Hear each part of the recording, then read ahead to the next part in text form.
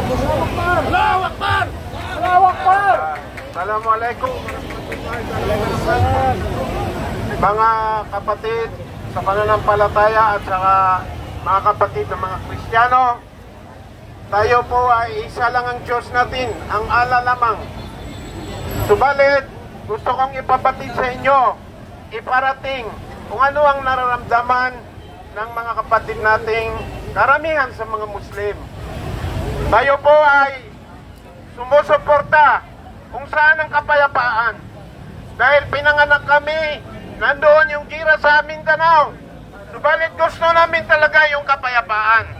Kaya kami po ay kung sino ang tama doon kami.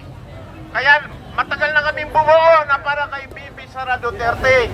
Dahil ikukulong nila yung 125 billion. Yung bilyonis na ninakaw ay wala pong aksyon ng ating pamahalaan. Kung totoo po, walang pinsan, walang kapatid, walang kamag-anak, ikulong niyo po para maniwala sa inyo ang taong bayan. Kaya mga kapatid, Christian man o Muslim o lumad, o anumang tribo, dapat magkaisa tayo. Wala na po tayong hinihintay.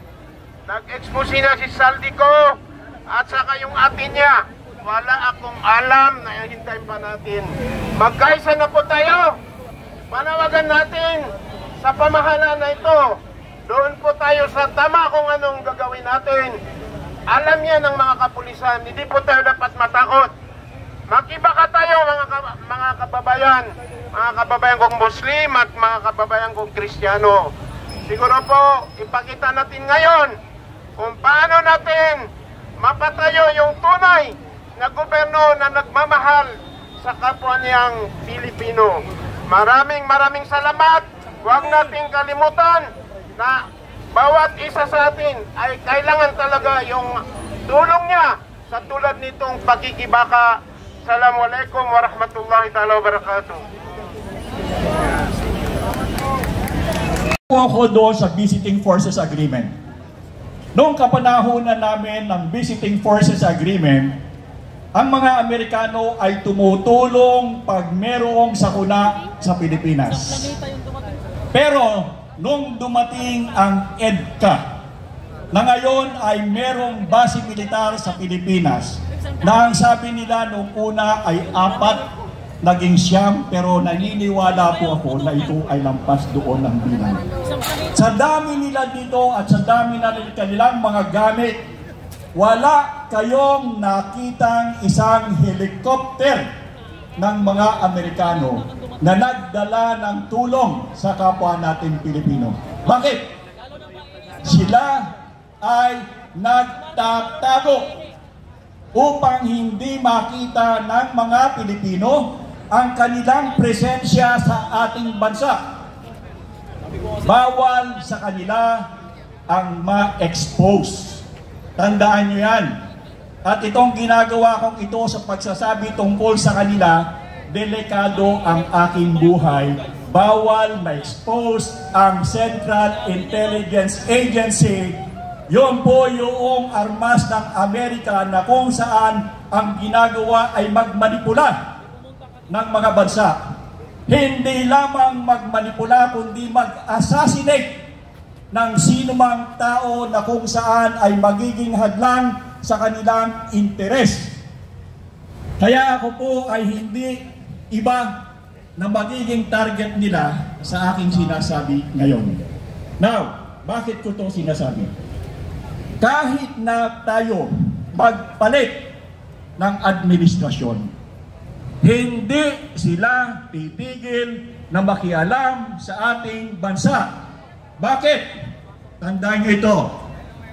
Ang kaaway ng Amerika ay dapat kaaway natin. Kung hindi natin kaaway ang kaaway ng Amerika, tayo ang magiging kaaway. Napansin nyo ang previous administration. Nasaan ang previous administration ngayon? Dahilan sa ito ay kaaway nila, hindi po pwede na hindi ka magdudusa. Hindi po pwede kahit sino man na po pwedeng pumigil sa kanilang interes. At kapag ginawa mo yan, magiging kaaway mo sila at natural wala kang laban. Yung matanda nando doon sa The Hague, akala nyo ba kung sino may gawa niyan? Gawa nila yan. Dahil hindi yan po pwedeng tumigil dito sapagkat ang taong yan ay simbolo ng mga Pilipino na detrimental doon sa interes ng mga Amerikano. Napansin nyo ba na walang ginawa, walang katigil-tigil na ang pamilyang ito'y ilubog nila? Bakit? Sapagkat ito ay detrimental sa kanilang interes. Ano ang kanilang interes? Na wala naman tayong pakialam. Tandaan ito, ang interes ng mga Amerikano, wala tayong pakialam. Bakit? Ang kaaway nila ay ang China dahilan sa pinuprotektahan ang Taiwan. Ang magkaaway ay ang China at ang Amerika. Ano ang kinalaman natin dito?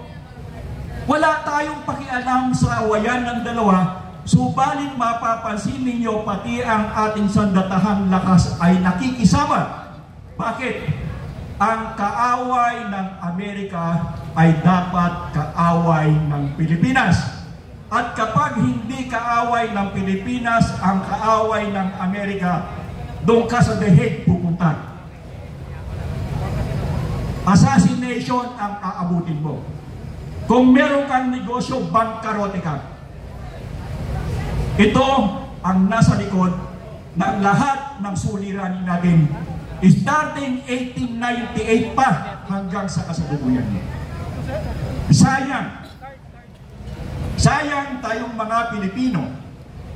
Napakaganda ng ating kaugalian na walang kapareho kahit sa buong mundo. Wala.